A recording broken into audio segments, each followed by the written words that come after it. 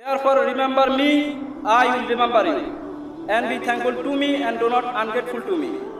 আল্লাহ বলেছেন, তোমরা যদি আমার জিকির করো, আমার স্মরণ করো, আমিও তোমাদের জিকির করি, তোমাদেরকে স্মরণ করি। আর যদি আমার নাশুকরিয়া করো, ইন্না বাদশা রাব্বিকা লাশাদীদ, আমি আল্লাহর পাকড়া, আমি আল্লাহর পানিশমেন্টটা বড়। নাউজুবিল্লাহ বলেন। আল্লাহকে যদি আপনি ডাকেন, আপনাকে ডাকে কে? আল্লাহকে সব সময় ডাকতে রাজি আছেন তো?